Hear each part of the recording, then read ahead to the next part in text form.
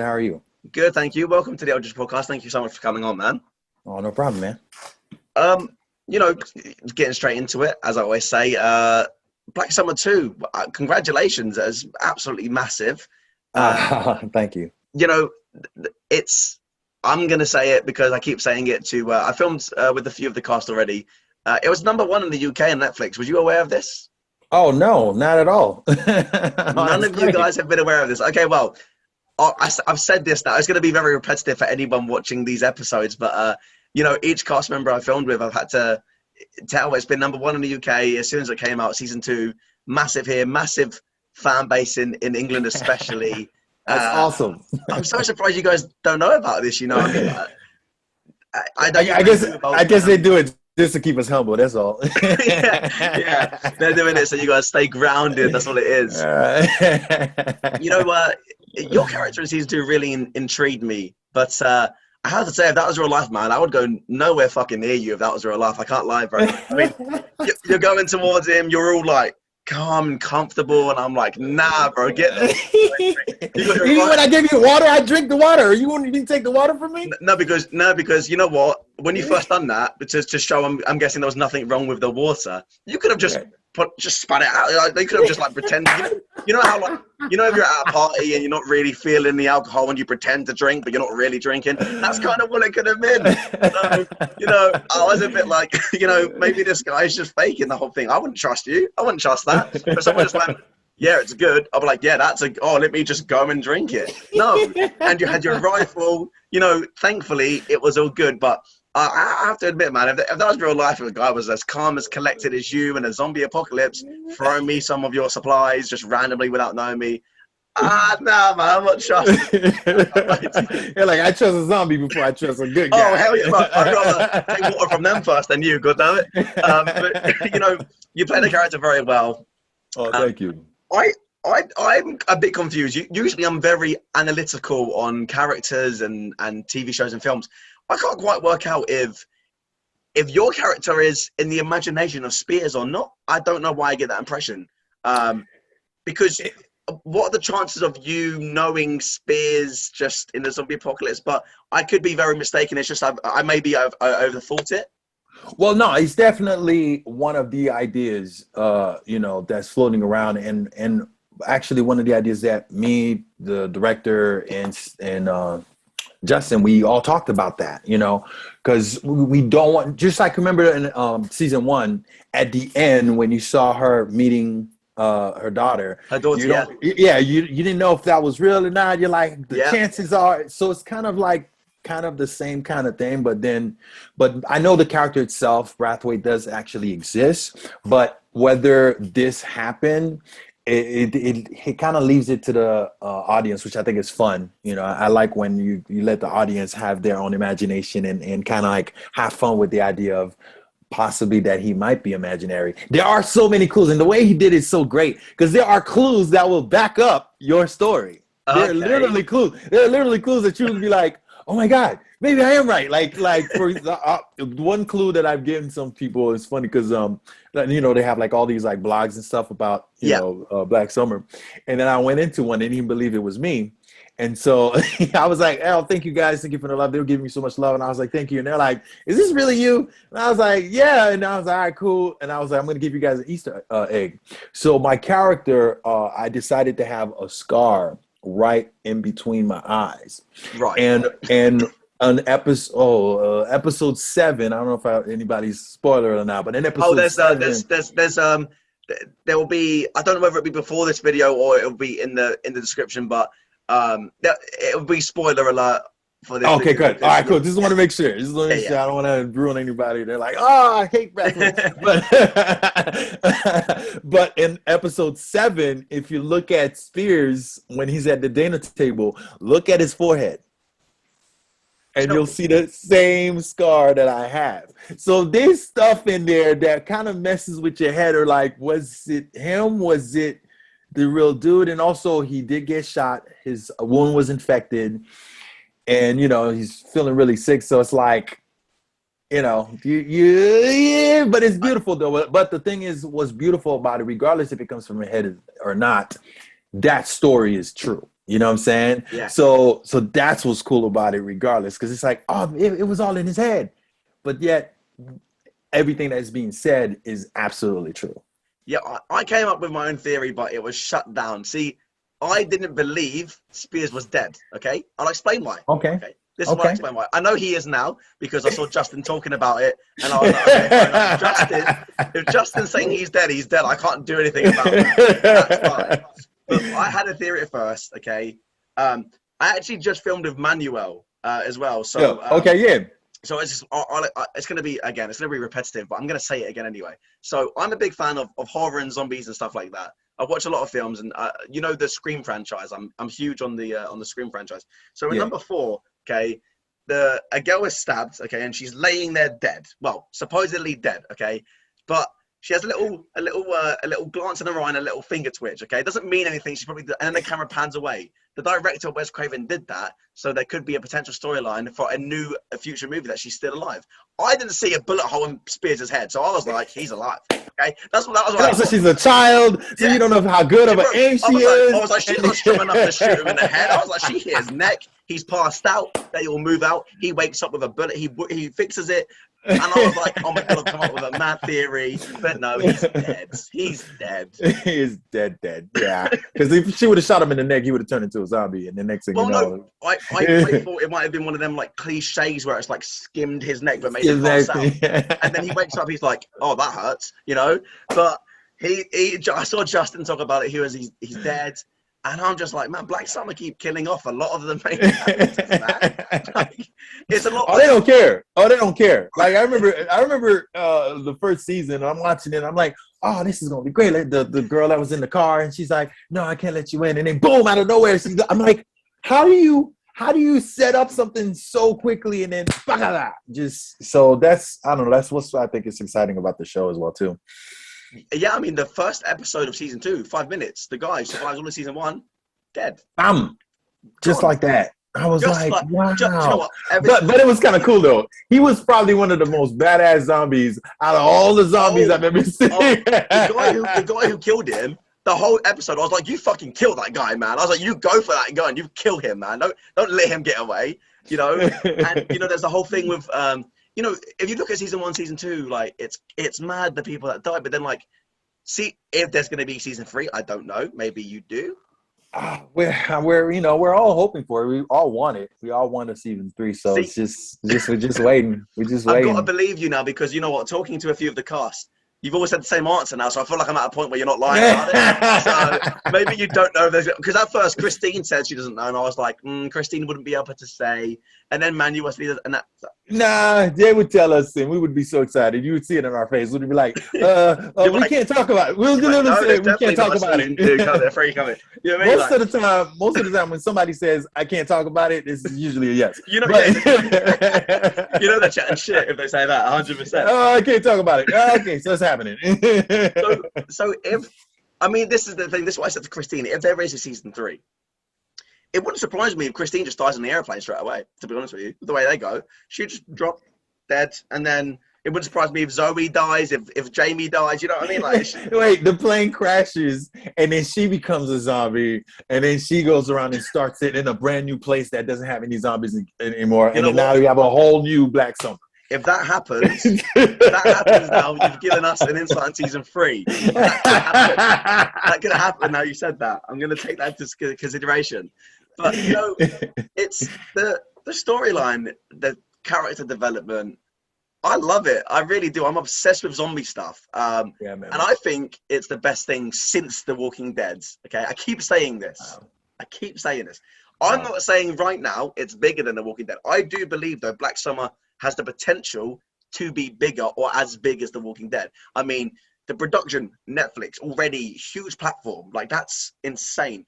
The acting in it is unbelievable from absolutely everybody in the show as well. Like, and you know, if you for most people, if they was to Google the cast, like a lot of you have done a lot of things, but some people, I spoke to Manuel, you know, and he was even saying he's done a few things, but he's not done anything big. So he, you know, he's at a point now where the city he's at the moment, he's getting recognized for Black Summer, and he's surprised about it. But I don't think even the car. I don't think you guys realize like how big Black Summer is. It's everyone's zombie craze. Everyone was craving for something new for zombies. I mean, we've had World War Z and Walking Dead, but I mean, let's be real. I mean, in my opinion, The Walking Dead is just terrible at the moment. It's just they went so downhill. They went so downhill the last couple. I mean, they didn't know when to stop. You know what I'm saying? They didn't know when to stop. What, at one point, you got to learn how to stop, man. Stop it. Just end it. Like, you know, there's a lot of rumors as well that this show is written based off of Z Nation. Is that true? That's what I've heard. This what I've heard. Like with all the research I had to do, and then talking to the director and the showrunner and everybody, there is that. But it's on its own. What they always explain is there's talk about Black Summer and Z Nation, but then Black Summer became its own entity. Yes. So that's what that was the best explained to me. I was like, oh, okay. So it's like, you know, it's like finding out.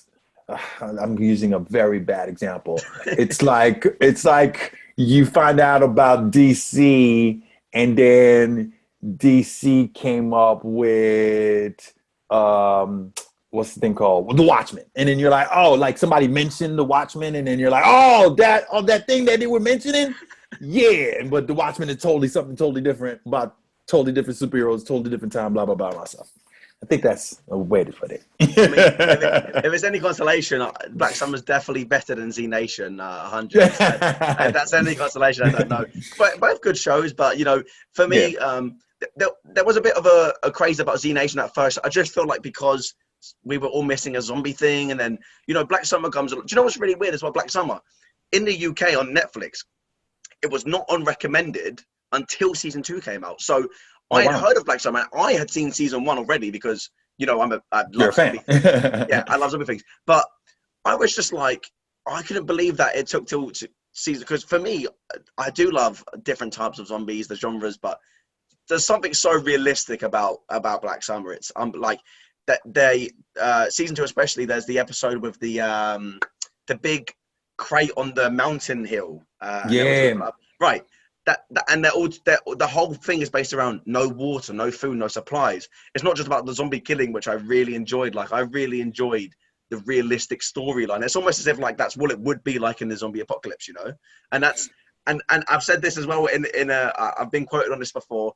I think this is one of the most well-written shows I've ever seen. I'm not gonna say the most, but you know, if I take it across all categories, I mean, season 1 and 2 so far have linked up unbelievably well, and the characters have linked up unbelievably well. Obviously you guys played a big part in that. You're doing the job of it. And you guys are brilliant. But the you know, if there is a season 3, I think the show will just, like, I think already the attention it's getting is crazy, but if there's a season 3, wow. And you know, maybe you play a big part in season 3. Hey, who knows, man? I mean, they're floating all types of ideas, man. And you know, I feel like there is, and the same way they did such a good job with 2, because 1, it was more about the situation, the zombies, and you're like freaking out and seeing people react to it. 2 was more about the human zombies and the human monsters that come within us and fighting it. So 3, I'm like, either they're gonna like have it resolved, or they could go back and show how it all started. Because we still haven't seen, because it threw us right in the middle. You know what I'm saying? They threw us right in the middle. So you're just like, oh snap, and you just started running with them. Yeah. So now it's like, what's happening? So I think that'll be kind of cool with all the stories that we know now. You know, to go back, like, you know, find out where Christine's characters come from, or Spears back in his day when he's, you know, what he used to do, and Jamie, like all of them, like you could actually see before all of this and how it's all connected. And that was the one thing that I love about the show too. They did such a good job with detail and making sure that everything made sense. There are some people like they're watching, they're like, oh, good. I'm like, nah, there's some scenes you think it's like, why is this scene, like for example, the scene in the ambulance and the 2 guys are in it, but it's connected, but it's connected to another scene that you're just like, oh my gosh, like you're thinking you're watching just a random scene, but it's not. Nothing is random. Nothing is random in the show. When that connected to them being shot on the hilltop with the house. The zombie Yeah. chases him up the mountain. He gets shot. Then he gets shot. So- It all links, and it's crazy. Like I love it's it. amazing. It's amazing. It's such a beautiful puzzle, and I'm a puzzle guy too. Like I always tell people, like if you're a Sherlock Holmes type of person, like like this is your show because there's so many details. You're like, oh, did you see? And my friend would tell Justin was telling me how the sound, even the sound, is like incredible. Like he was saying in season 1. When he goes inside the house and he meets the soldiers inside the house. Yeah. If you listen, you're hearing the car hitting the girl. If you're just listening in the background, this is how dope it is. I was like, are you kidding me?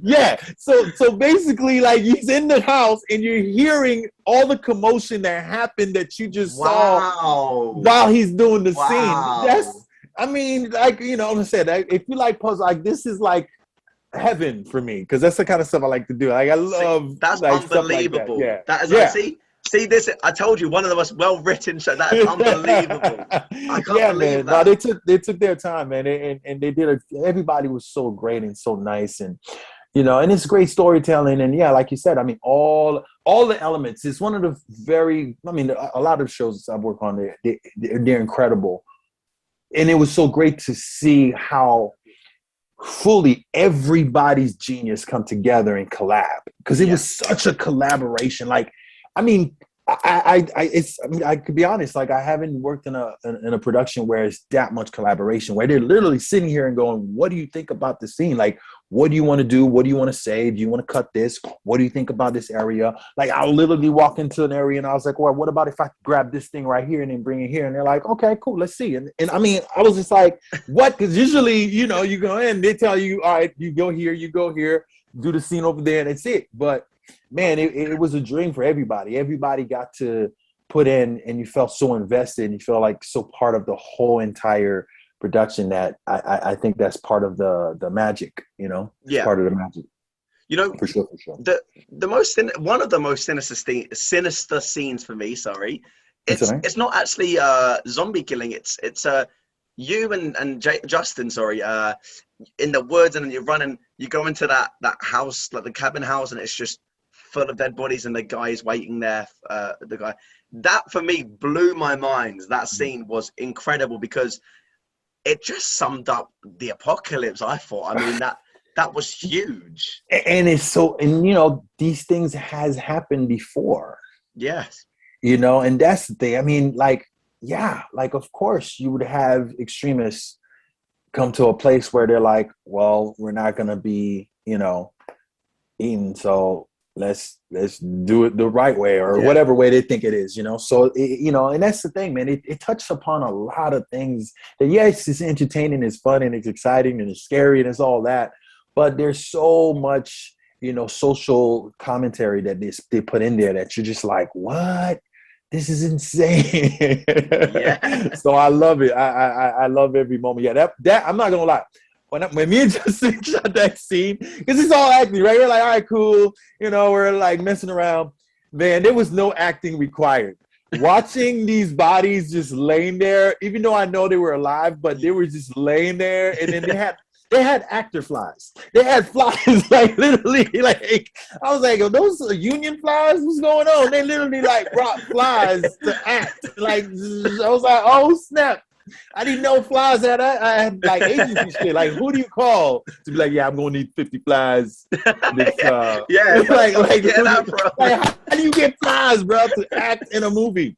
And then you know, and then the dude, oh my gosh, the makeup artist did such an incredible job. Like he looks so creepy outside, and we're just chilling, we're talking, and I'm drinking a soda, and he's talking to me, and he's like, yeah, man, this is gonna be great. And he's like, he's still in that like the thing, and I'm looking, I'm like, yeah, brother, cool. He's like, yeah, we should exchange numbers and talk. I was like, maybe after we shoot.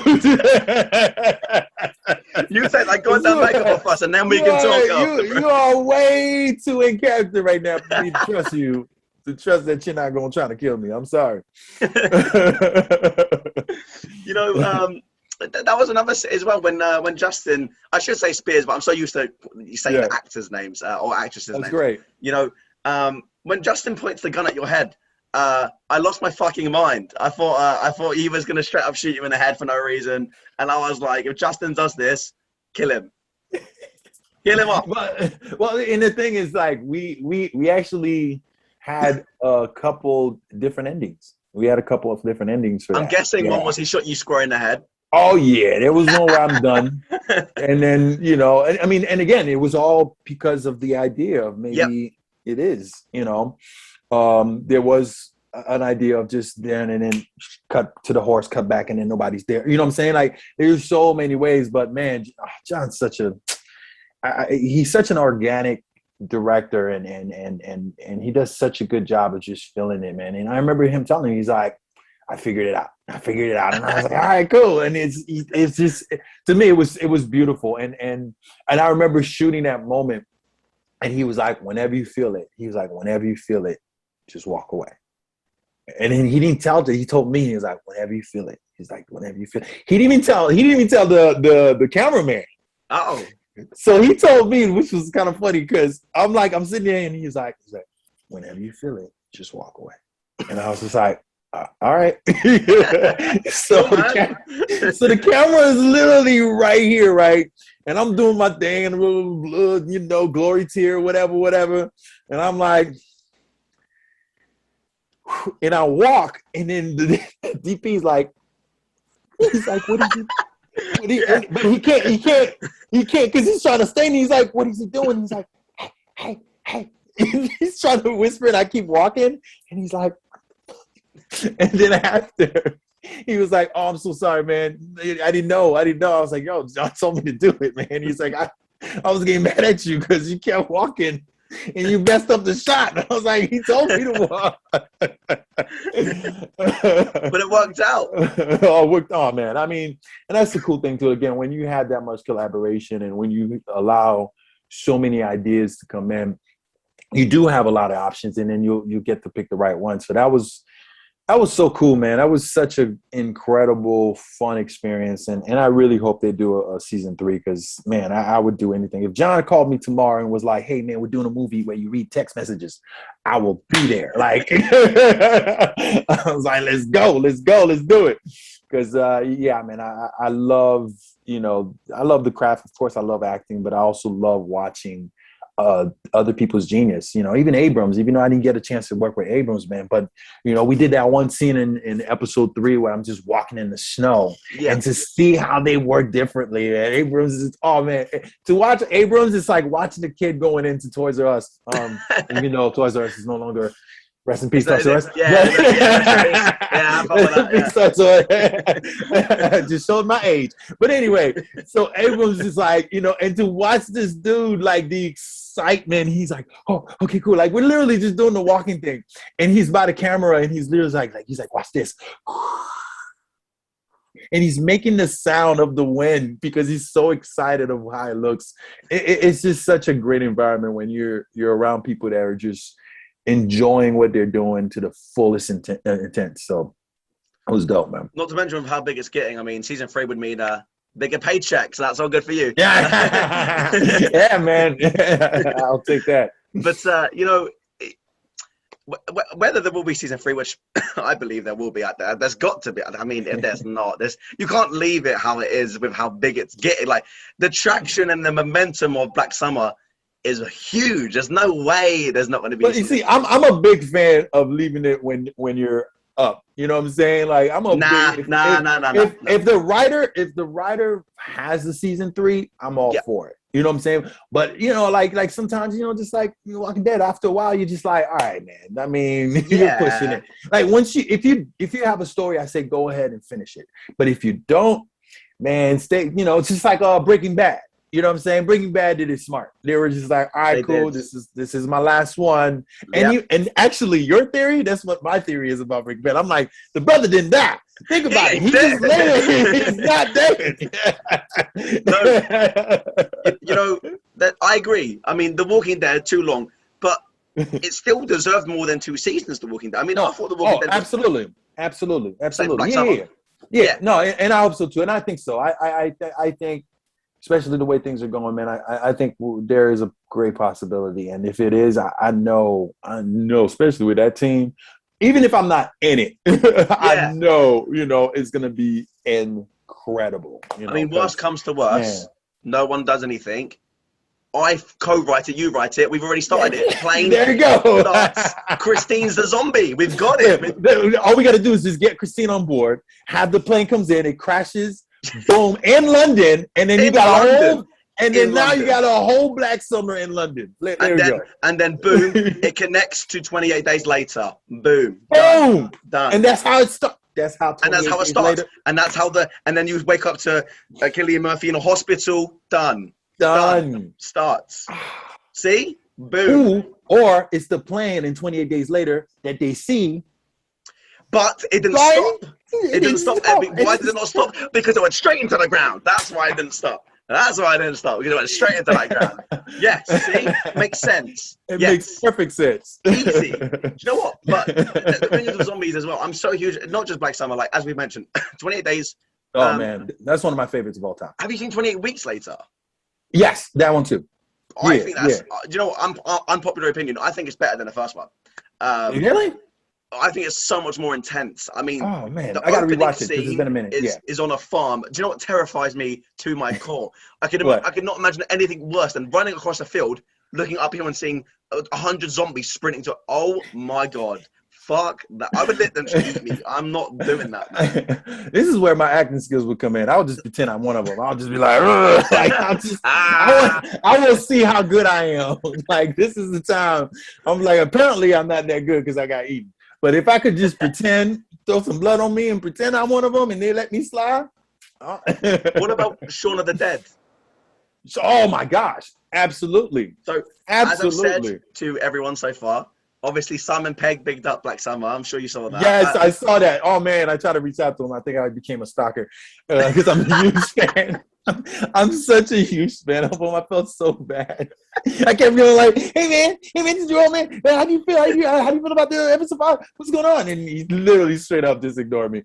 Even when, like, he did it was so cool. Like, he even did it like on live, like it was live, and then literally, like, I was just like, "Hey man, how you doing, man? Oh my god, what do you think?" It was like Shaun of the Dead, Black Summer versus who'd win. Like, it was like, would Shaun survive? I was like, would Shaun survive Black Summer? He literally read the question right above me and right under me, and I was like, fair enough, that's fair. I was doing too much. It's fair. I was doing too much. I was doing way too much. Christine was so happy. She was just mentioning like, oh, he obviously followed her on Instagram and just was seeing everything she was doing, and she said the whole cast were just buzzing about it. And for me, I know Shaun of the Dead is huge everywhere, but I love it more because it's a British film, so I love the fact that you guys like it so much. You know? Oh man, no, it's great. That's one of actually that one after 28 Days Later. I was like, there's a good. And the fact that he put in the comedy into it, man, it was just so brilliant. The comedy, especially when it twists and then it got intense, and I was just like, oh snap! I don't think I've ever seen something like that before, where you're laughing your ass off, and it's suddenly like, oh, this is like real life. Yeah. I saw you mentioning 28 Days Later about the specific scene with the zombie chained up in the garden. Yeah. Crazy. Like that.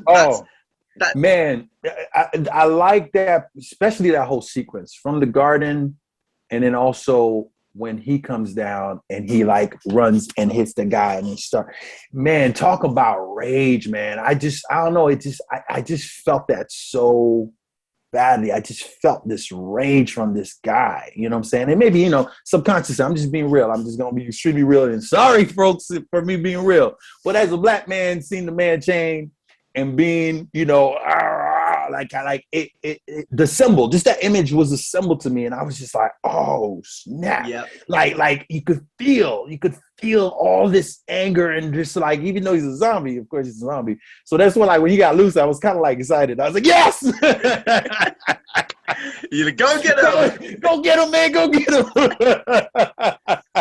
I'm just being honest, man. Hey, but and then to see his rage when he's killing that dude. Oh, it was such a beautiful, that moment, man. Oh, yeah, that's so. Yeah, nothing better than seeing a guy gouge a man's eyes out. Oh. Yo, dude, but it was just where it was coming from, and it's like, and then he almost lost himself as a human. Like at that moment, he became the monster itself, you know. And it was just, and then for her to come in and didn't know if he was designed. Oh man, it was so freaking dope. That moment alone should have won an Oscar. I'm sorry, or get nominated.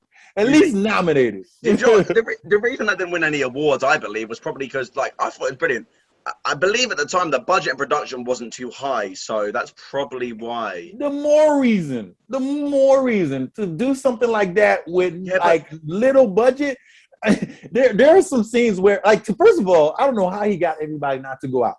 Like, I don't know how, like with no budget, and you have no cars running around, made it look like I mean, that was incredible. Like, it's more for me. It's like, dude, you have less resources, but yet you still made it seem so incredible. That's more of a reason you should give somebody an award instead of just like, oh, you had $1 billion and you've made a self-replica of another actor. Like, you know, it's like, okay, that's not brilliant. It's just money and technology. That's exactly why the Oscars are rigged. But anyway, moving on. So, you know, I mean, the thing is with that film, I love it. It's one of my favorites. But you see, I'm too white for that stuff, man. I'm not doing half the stuff he's doing, man. I'm not going out. I'm not doing that. Nah, man, that's not me. I'm not about that. He's like like looks wise in that film. You think, oh, just another white guy from London, you know, doing from Ireland, sorry, doing whatever. And I'm like, yeah, he's not gonna do it. And he was just he was like Rick from The Walking Dead in this film. I was like, bro, you are too white for this, man. You need to run. I would have stayed in the supermarket. That's what I would have done. I would have just stayed there. That would have been my home. I don't think I would have to leave my hospital room, let alone go anywhere else, man. He bought them Pepsis like nothing. Like, just make as much noise as you want, mate. Do you know what I mean? No, too much for that. He should have just calmed himself down. He almost got himself killed for people he didn't even know, which I would not do either. No, if I don't know you, then it's a bit like your character, bro. Come up to me. Hey, you want some water? No, stay the fuck away from me right now. But I know you, though. But I know you. Yeah, you're like, but I know you. But you fucking don't. No. Put that punch in the throat if you come near me, goddammit. That's what I'd be like, man. Another zombie movie, which it keeps slipping out of my head, but I'm like, well, it was actually really good. I Am Legend. It's no. But hear me out. No, go ahead. The ending is terrible. Ending. He has to die. He has to die. No, he has to. He has to die. Yeah, I don't know why they even tried to show that. It was awful. I was just like, because that was the best part. That was like literally, you know, to see him going, and man, it was genius. That made the whole movie for me. Like, that was like, oh, I'll mess with this one forever. And then they showed the alternate. I was like, what? No. It's crazy you actually said that, because I obviously saw I Am Legend years ago. I only saw the alternative ending about 4 months ago for the first ever time. And I felt like I wasted my time completely watching the whole film, if I'm honest with you. Yeah, but no, it takes away the whole.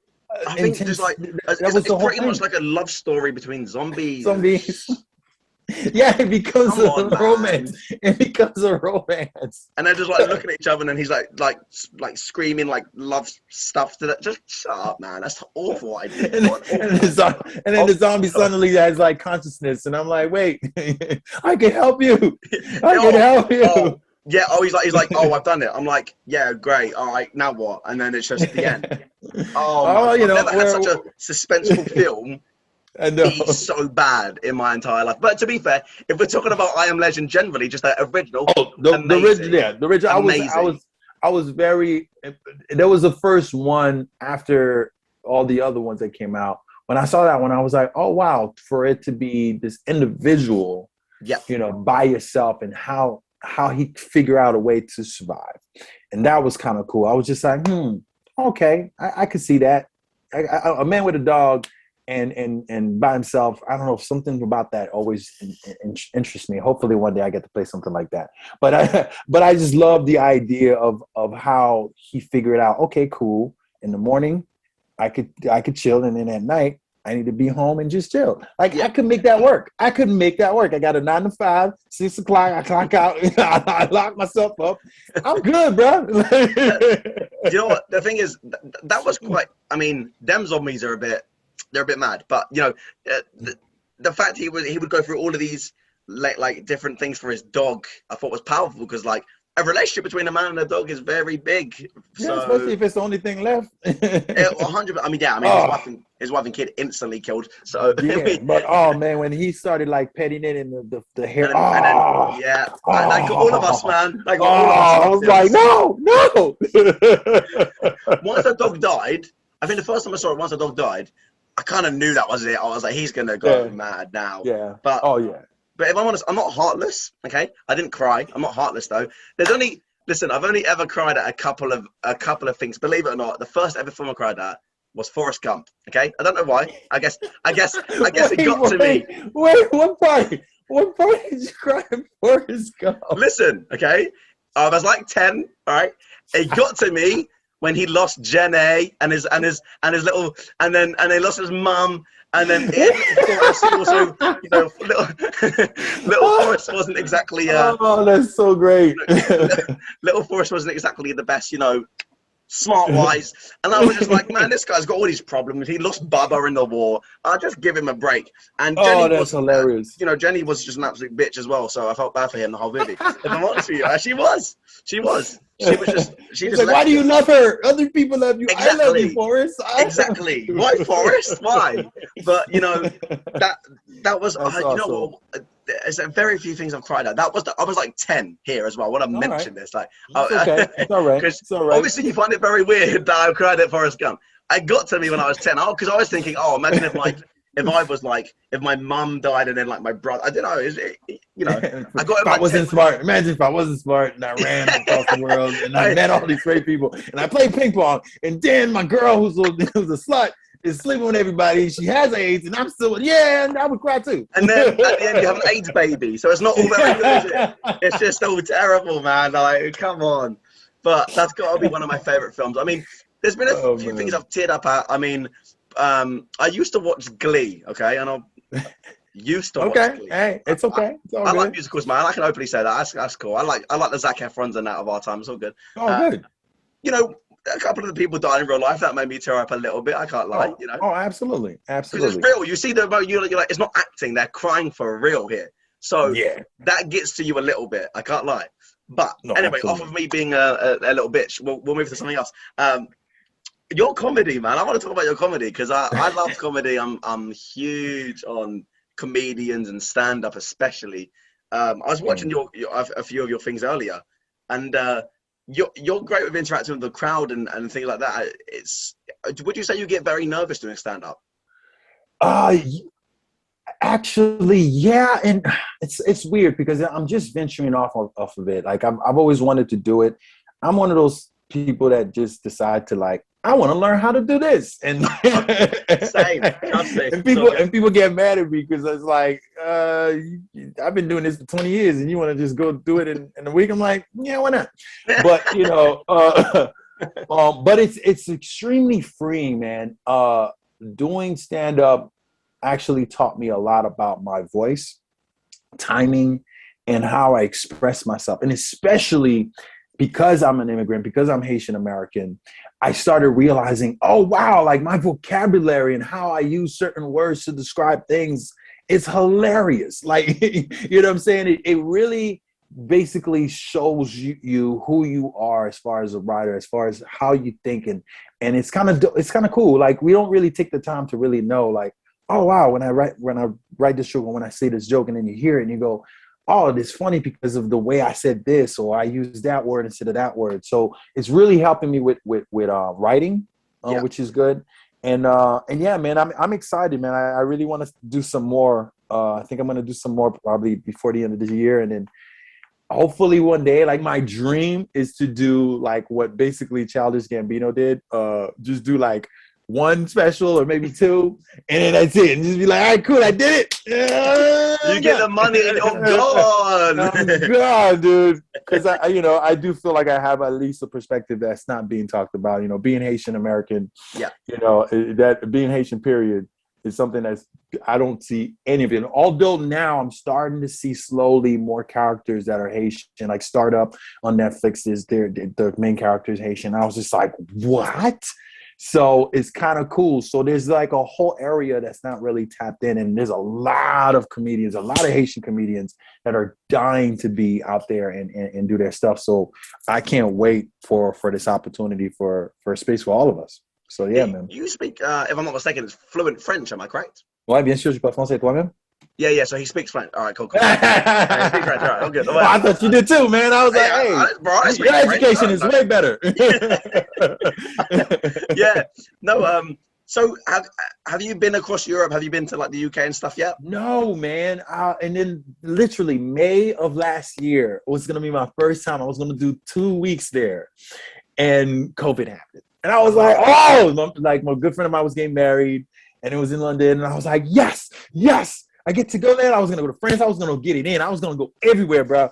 And then, but apparently I'm going to wait till things are even much better and then really take the time. That is a must. The goal is to work over there. I want to work in Paris, hopefully, so I can speak my language. And I literally want to work internationally. That's something that's a must. Oh, that's same. Definitely a must. I would love, I mean, obviously this is just a podcast at the moment, but I would love to expand content and do stuff in other places. 100%.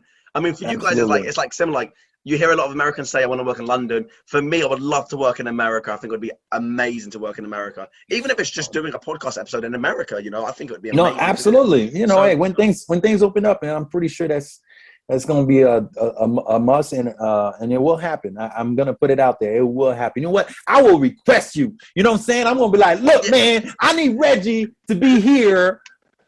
That's the only podcast I will do. Hey, I'm cool with that. I'll second that right now here on this show. I will second that. But I was saying comedy is huge here, and like, you know what, if you're ever in London or in England, I would highly recommend just doing a stand-up club here, because I think your type of comedy would really resonate with English people. You remind me a lot, or your comedy reminds me a lot of it's actually really funny because I was saying to Manuel, my two favorite comedians, but you kind of are in a mix of both, because you remind me a bit of like your comedy's a bit mixed between Ricky Gervais and Kevin Hart, I'd say, which is like my favorite too. And so it's like, Ricky Gervais, there's two different reasons. I mean, Kevin Hart talks about his experiences and his family, but like funny things, and he makes a joke. Even his Laugh at My Pain special, was about his mother's funeral. But oh my God, how funny that was. Like, it's unbelievable. Like, you have to be able to laugh at these things. And then Ricky Gervais is he just understands the British sarcasm and humor. He just gets, because he's obviously from England, so he just understands what we're going to love. Like, I mean, don't get me wrong, he does say some things that I love Ricky Gervais. Every time he hosts any award show, I'm like, please, like he should do all the award show. And I'm sure some people are not a big fan of his, but I think he's the honesty and the effortless. Like, he just knows how to just like get you in a way and put a perspective that you're just like, he's not lying. Like, at the end of the day, you might not like what he's saying, but at the same time, you're like, man, that's so true. When the best thing I've ever seen is when he roasted all of Hollywood. It was genius. I appreciated all of it. It was genius. And he's like, you brought me here. And he was like, what do you expect? Pretty much the people who were paying him, he just roasted everyone. He was like, fuck you all. How genius that was. And also, I love all the shows too. I mean, his comedy is really, really good. That's a very big compliment, because I do respect him and love his work, man. Oh yeah, he's a really good actor too. It's a big compliment, 100%. Oh man, that's really, really dope. Yeah, man. I see, this is kind of somebody to be here, because I really, really would need more encouragement to do it, because. Oh man, if listen, all right, okay. So if I'm ever in America or you're ever in London, I'm like, get you here. I'm like, listen, I was like, we'll drink tequila until you get on that stage. Like, on that stage, doing your stuff. All right. I'll be like, hell, I'll just stand up with you if you want to do it, bro. We'll go on that stage. We'll do it together. I don't care. Let's do it. Stage, we're doing it. 100%. Oh, absolutely. You know what? It's gonna happen. It's definitely gonna happen. Whether it's England or America or both. You know what? Everywhere. Fuck it. I don't care. Europe. I don't care. We're making that special happen. Yeah, Netflix special coming 2023. Yeah, I don't care. I don't care what anyone says. But Ricky Gervais, I'm going to use him as an example, because he's probably the most ruthless comedian I know of. Not, I don't know him personally. I wish I did. But Yeah, Paul Mooney was too. Paul Mooney is, you know, I don't know if you know Paul Mooney. I actually He don't know just Paul passed Mooney. away. No. He just passed away maybe like a month ago or a couple of weeks Oh, ago. okay. He wrote for Richard Pryor. I mean, he's old school, a brother, old school. But I'm talking about, please, whenever you get a chance, YouTube Paul Mooney's Today, man, I'll specials. watch him today. Oh my gosh, talk about ruthless. The stuff that he talks about, it's just like I think him and Ricky would be best friends because Oh, really? they just don't care. Like and then his timing and his understanding of what's oh my gosh, he's so good. And he has this voice like this deep, like, oh, let me tell you something. These motherfuckers don't fuck around. Let me tell you something. Like he is so good. So yeah, man, like that's something I really love about Ricky is the fact that he is like just like not I don't want to say cold. He has no fear. He has no fear, and it's hard to hear someone do comedy like that where even the silence makes sense for him. You know what I'm saying? Like Yeah. he has no fear. Like he's like it's out, and It's him. It's it's just him. this is me, and take it however you take it, but you're never gonna deny that it's not funny. No, but this is the thing. You know what I'm saying? You might get offended, but you know, at one point in time, you will think it's funny. Like, you know what I'm saying? Like, you can make fun of you right now and say some most offensive stuff, and you're like, "I hate you, Ricky. I can't believe you said this about my mom and blah blah blah blah blah." And then 10 years later, you're gonna be like, "Oh my god, that was funny." Like, you know what I'm saying? You know, like literally, that's how his comedy works. You're just like, yes, you'll get offended. Yes, you'll be mad, but it's undeniably funny. there's always going to be people who are offended, and this is what I was going to ask you. Do you think I asked Manuel this as well, and he had I'm interested to see your guys' opinions.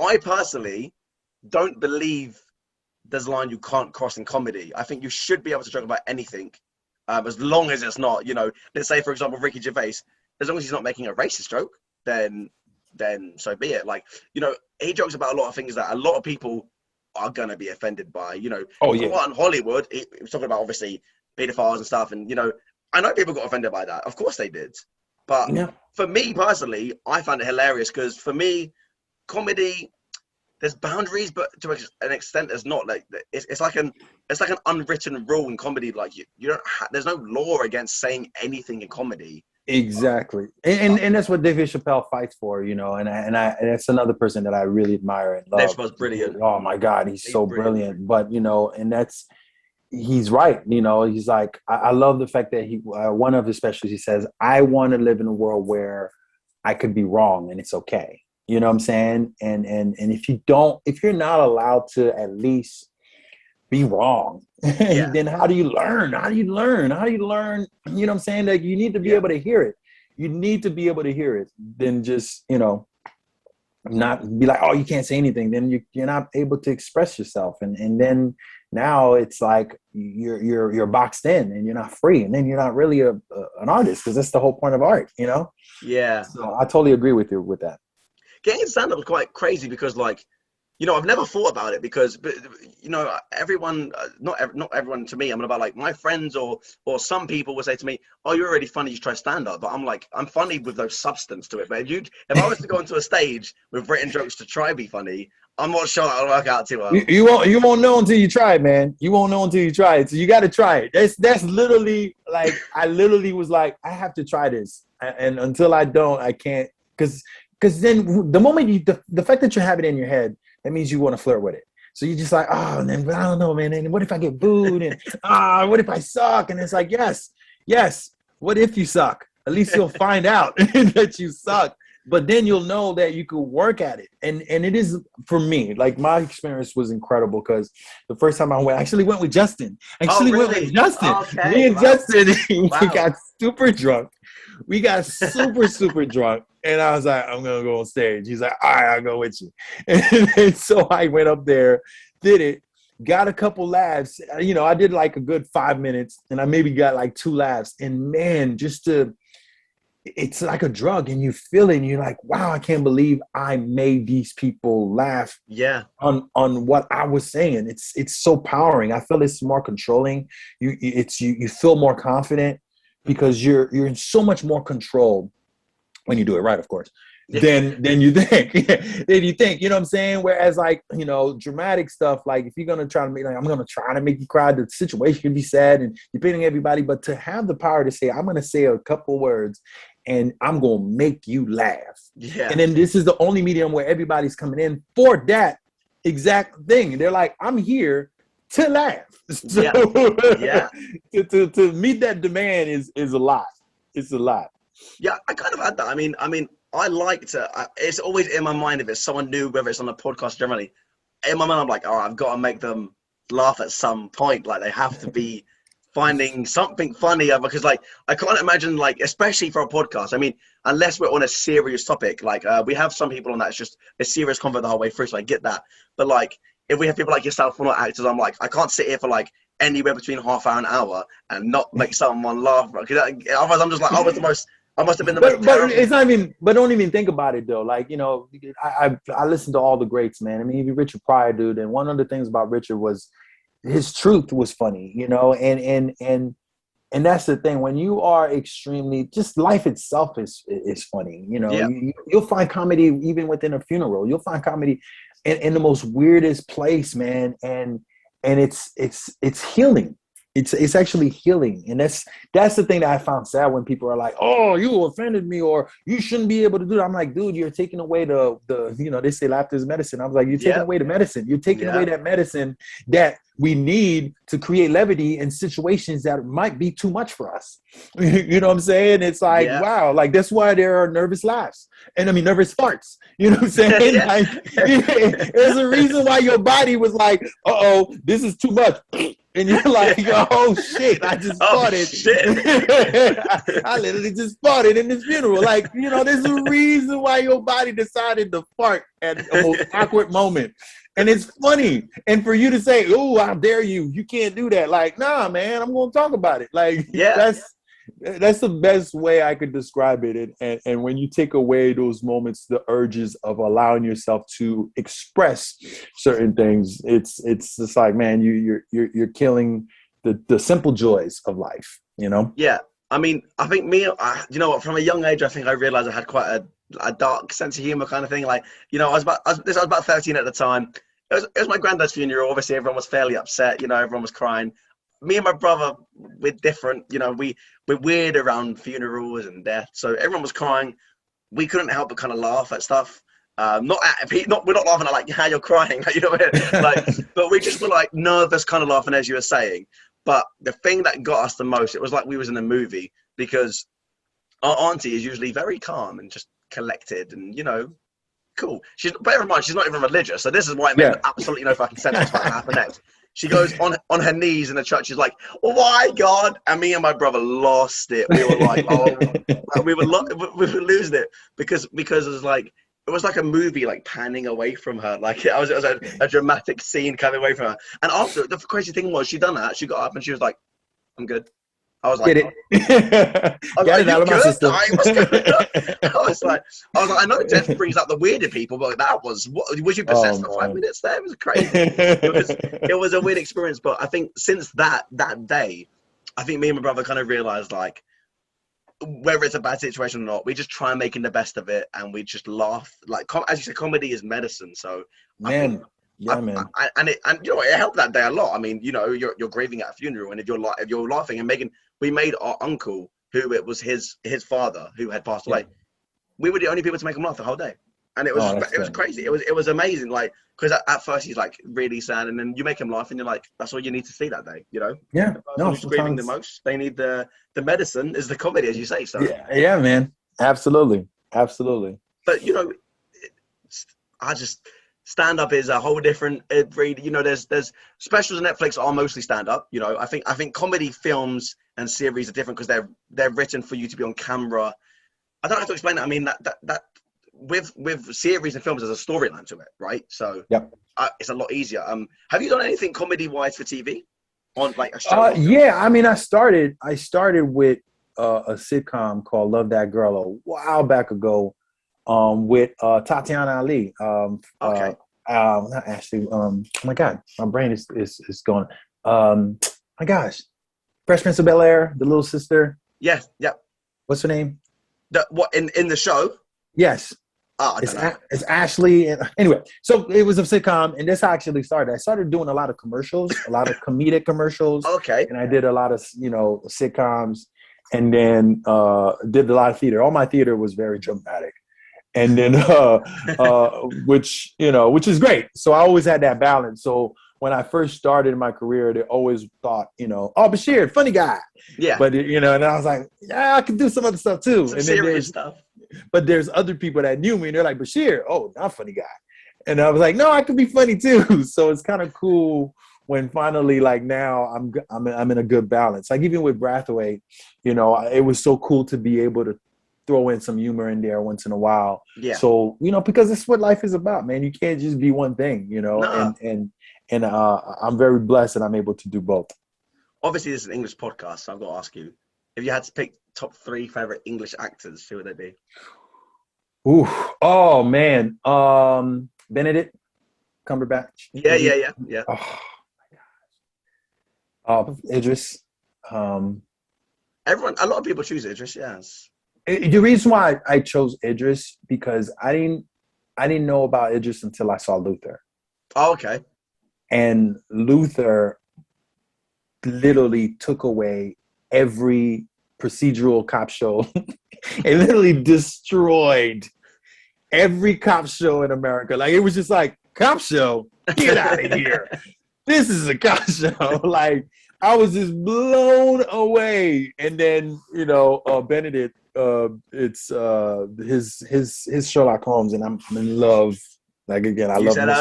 Yeah. Oh my gosh, his version of that was just delicious, just delicious. I was just like this brother, and then the brother that played. I'm sorry, I don't know his name, and and those are the people I want to work with. Specifically, the third one, the guy who played Moriarty. I don't know if you saw Sherlock Holmes. Oh my gosh, what is his name? He is so brilliant. Oh my God, he's so brilliant. I'm sorry, Siri, you're gonna have to help me out here. Brain's failing. Oh my gosh. Cast of Sherlock Holmes. I should say British, huh? Which one? Oh, nope, that's not the one. Crime. Nope, that's not that one. Come on. We're on live TV, man. Don't fail me, Siri. Siri, come on. Ah, it failed me. Give me a second, America. I mean, not America. London. Oh. Give me a second. Come on, Benedict. Oh, there we go. TV show. Bada boom. Oh, what is that, brothers? Because it's that important. It's that important that I said. I mean, believe it or not, we've on this podcast we've actually filmed with Andrew Scott. Andrew Scott. Yes. Right. Okay. I think he's brilliant. I think that man, especially in Sherlock, what he did with that character. Did you ever watch Sherlock? Sherlock, no. Obviously, I'm very aware of it because English, so everyone talks about it. But I did not watch it. I wonder if people love it the way I do in America. They're probably no. There's a huge craze about it, but it's just not my type of kind of thing to watch. I understand, but his character. Man, Andrew Scott, by luck, if he's seen this, I love you, brother. I love you. Yeah, same, because there's no way you're watching this goddamn podcast. But if you are, I love you. I love you, man. No, he's brilliant, man. His freedom as an artist. And I also saw him do a Hamlet. I mean, not Hamlet, but he did a monologue of Hamlet as well too. He's just a brilliant artist, and I love his freedom and his ability to just go everywhere with his character, man. Oh, especially as Moriarty, I was like, who is this dude? Like, he came in and just bodied everybody. It was just like, what is happening? Like, nobody said cut and said, what are you doing? Like, this man literally came in and was like, I'm taking over. See, there's in my top 3 for English actors, I'm going to do a little thing here where we're going to go English to American, because I want to. Oh, sure. I'm a little disappointed you didn't choose one of mine. I mean, for me, for English actors, I think Tom Hardy Oh my God!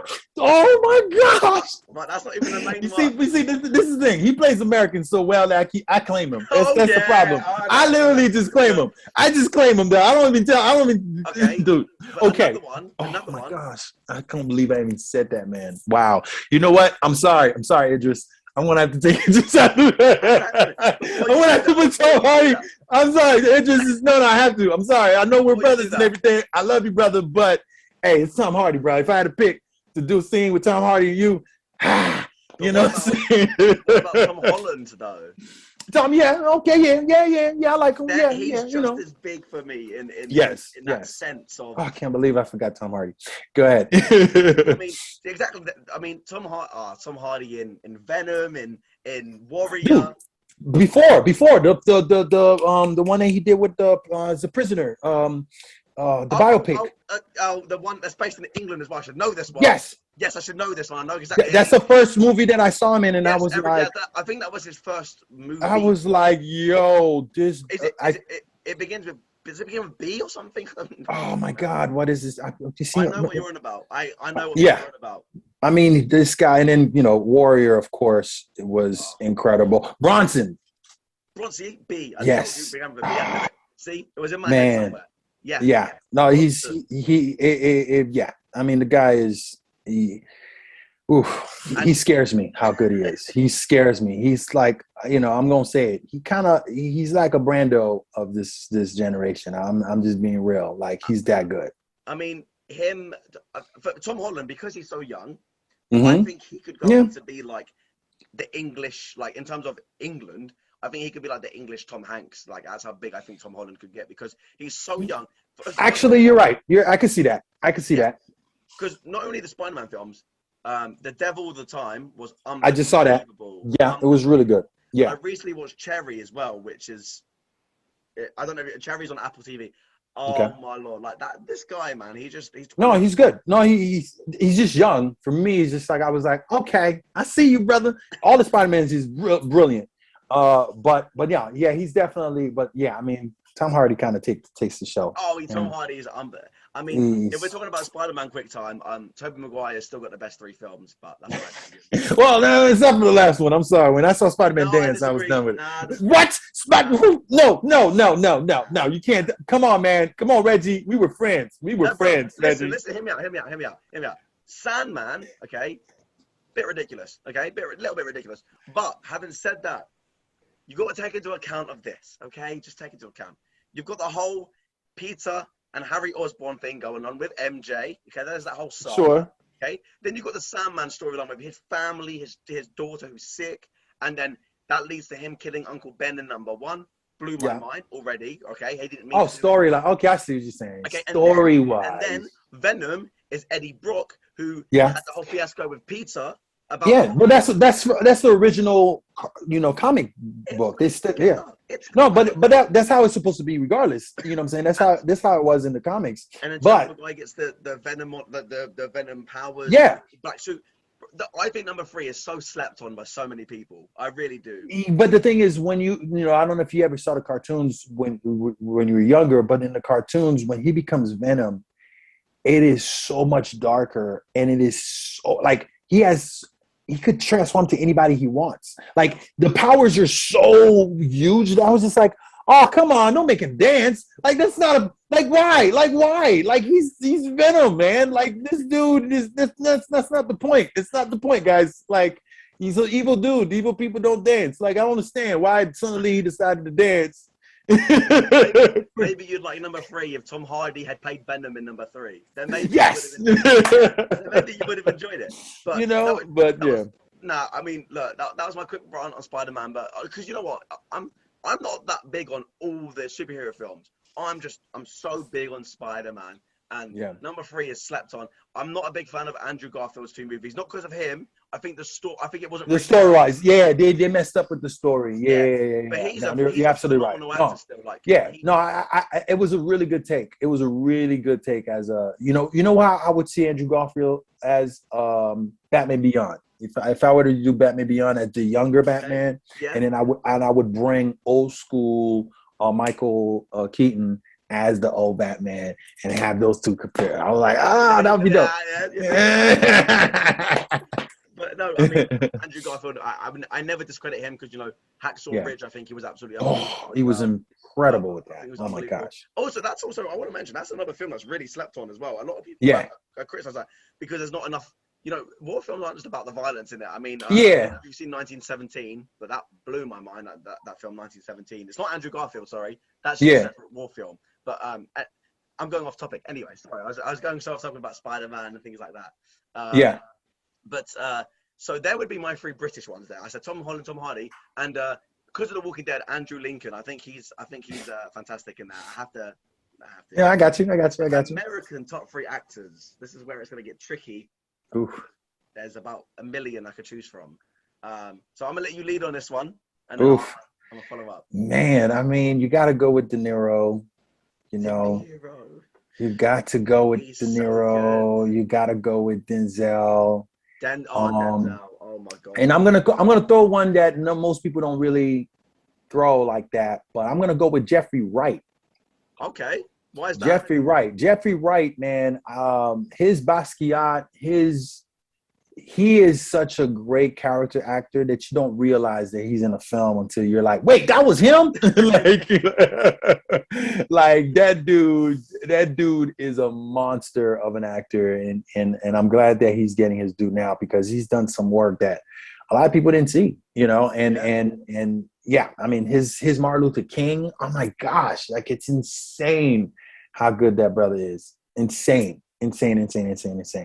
Man, Jack Nicholson is another one that I used to love. Jack. I used to love Gene Hackman, another underrated. Like I like folks that are not too popular, but you will never deny that they're not great at everything that they do. You know what I'm saying? Like you can't name me a Gene Hackman movie where you're like, he was horrible in it. Even in Superman, the original Superman, you're like, dude, he's so great as Lex Luthor. Like, you know what I'm saying? And the same with Jeffrey Wright. Like, it's not a movie like Cadillac Records. If you haven't seen it, please go watch that. And then you're gonna be like, oh, he's talking about that dude. And I'm like, yeah, I'm talking about that dude.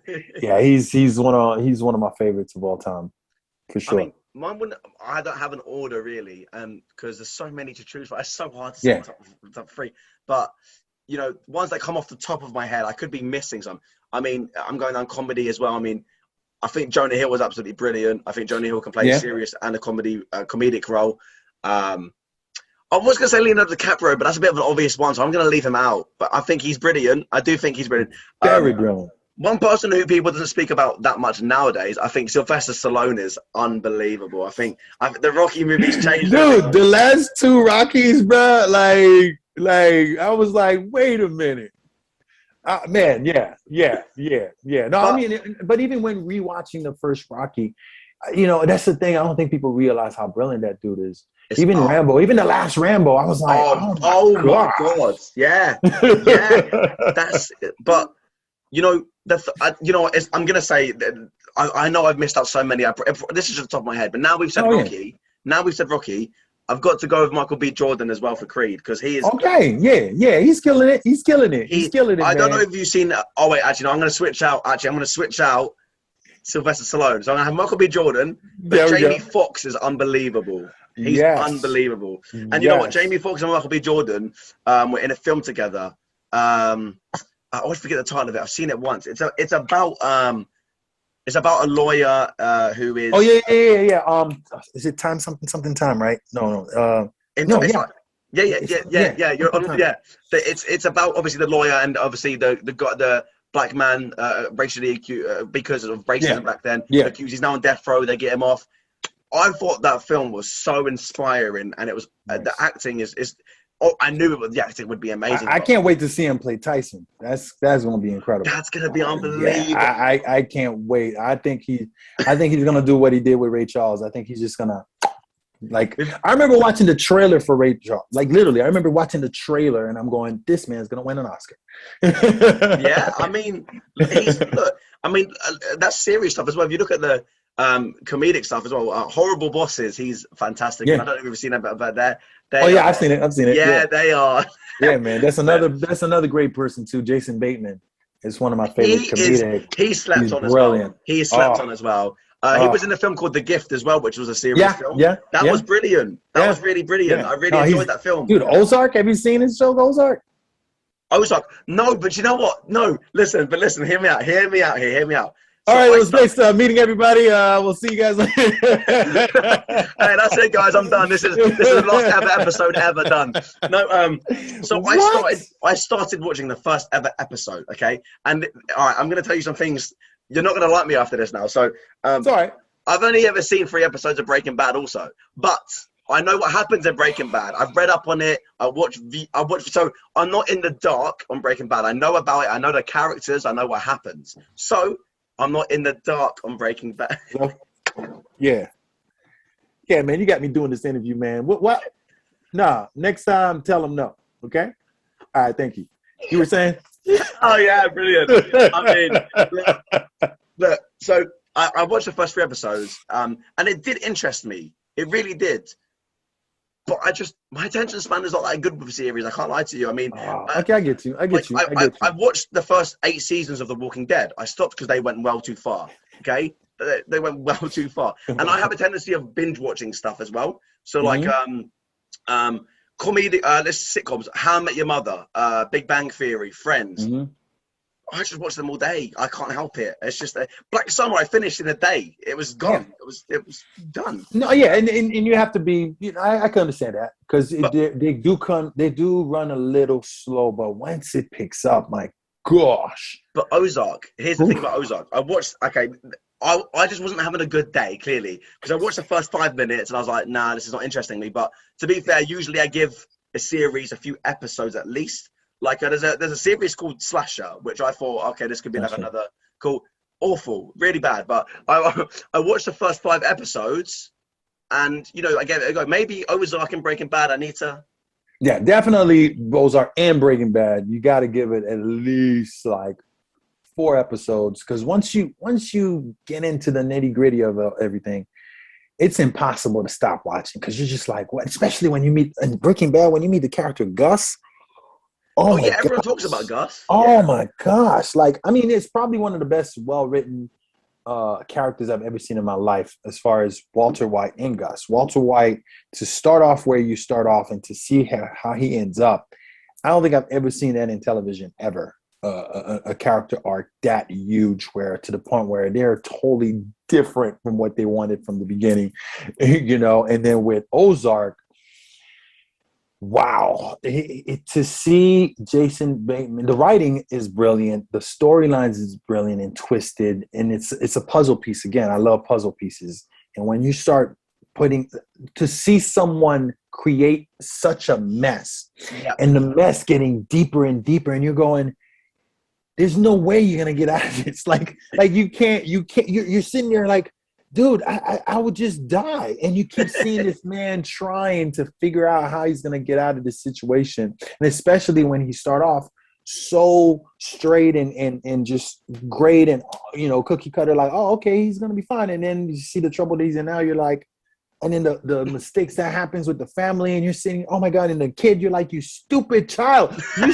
should leave. Like, why are you even here? And then you're like, oh, I'm not supposed to be mad at him. I'm supposed to be mad at her. You stupid daughter.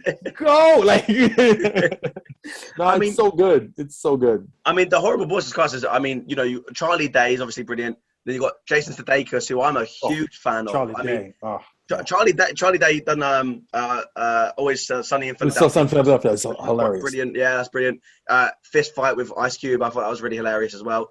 But, you know, Jason Sudeikis at the moment, he's done a series where it's in England and it's based on football, which is obviously soccer, sorry. It's football. But he does football here. And I thought it was amazing getting a big American actor come over to play soccer coach. No, football. No, I'm Haitian, man. We call it football. Oh, yeah, but, you know, you're that like that. Oh, yeah, I'm good. I get you. But, I get it. When people, I'm like, it's football. But, you know, football. It makes no sense. That's why here people just call it American football because we don't understand that it's called American or NFL, whatever you want to call it. To be fair, absolutely. But you know, as you said, Jason Sudeikis Jason Bateman, sorry, like how he is an Ozark. I've got to give that guy. You've made me really want to watch that show. I can't No, lie. you have to. Really, You have to, especially just for character. If you love characters, if you love the just somebody just unwinding, and you're just like, oh man, I don't know how. Like it just makes you nervous the entire time. Like the last episode of this, I think, was it second season? I think they're going for a third season, I think. Okay, spoilers.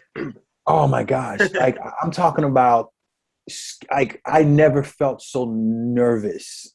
Okay, interesting. like you know when you're just like, oh, like, and you know you're TV. It's not you going through it, but I was so uncomfortable. I'm like, oh man, oh this is not, oh man, this is not good. The show does that numerous times, and you're like, I know this is just a show, but why am I so uncomfortable with what he's doing right now?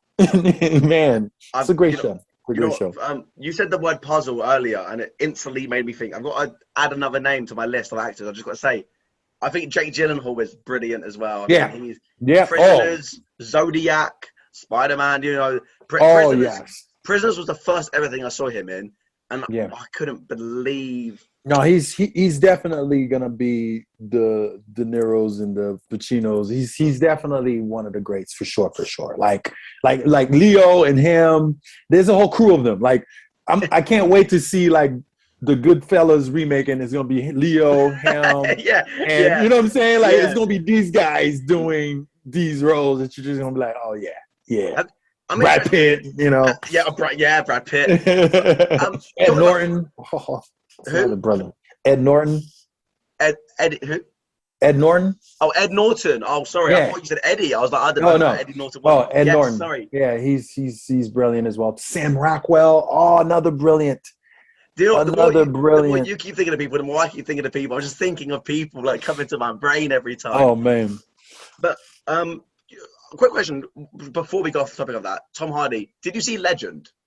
Yes. Did you enjoy Legend? Because it's Tom Hardy, I can't not enjoy it. Oh, okay, fair enough. He's like your man crush. I get it. I don't get. People are like, it's a horror film. I'm like, no, it's not. It's Tom Hardy. Tom Hardy's in it. Like, what are you talking about? He's playing two people. I get two Tom Hardy at the same time. What more do you want? What more do you want? Think about me. Movie. I'm not gonna lie. The only movie that he did that I was like, still brilliant performance, just horrible script was Capone. Oh my God! I've been told this. That's why I've not watched it. I was told to not watch it. Don't watch it. Do not watch it. Like, I mean, I love it. Like, that's the only one, and I love Tom. He brilliant, but the script, the storyline, you're just like, they wasted his talent. They wasted him. It's like I've never seen somebody get wasted in my life. I was like, you wasted this man all hard work for him to just sit around and just walk around like, what am I doing? Like, what am I doing? I mean. Legend. Yeah. He plays a character called Reggie. So I'm there. I'm just like, oh my God, he knows the name Reggie. Obviously, we're friends now. If this saying, look, man, biopic of Barney and Tom Hardy's playing it, it's gonna be great. I'm telling you right now.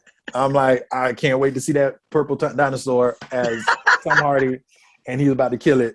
Can't wait to hear his song. Dancing around. Are you? I'm gonna. I won't take. I'll watch you more of your time. I know I've taken so much of your time, so apologies for that. But are you an actor who do you watch your stuff? If for example, Black Summer, you see it like, I'm just gonna watch it all and watch yourself. Yeah, I mean, you know, again, it's, you know, I'm part of the puzzle. You know, I love. I'm realizing now when I watch myself on something, I finally am at a place where I'm like watching the story. It actually takes me, because I'm like, oh God, my part's coming out. But you know, as an artist, it's also someone that wants to be a film creator, that wants to write their own stuff and everything like that. I feel that it's beneficial and it's great. And you know, you're always working on your stuff. I'm always working on my stuff. So I'll see something, I'll be like, oh man, okay, I could have done this, or I could have done that, or I like that take. So, you know, if I ever do a character that's close to that, I could do this, I could do that, or whatever. But it doesn't bother me at all. I know some people are like, I never watch myself. And I go, yeah, that's cool. But me, I'm like, no, I need to watch it, because if I suck, I need to know why. Oh, I mean, everything I've ever filmed, or But you know, back in school, I used to do drama. They would film our acting. I would look at it and I'd think, oh, I was just terrible there. I would think I'm just awful. Like I need to add some real life tears or something to like that. But you know, but before we go, I'm interested. Who would your dead or alive, your dream director to work with or producer? Man. Wow. I would say,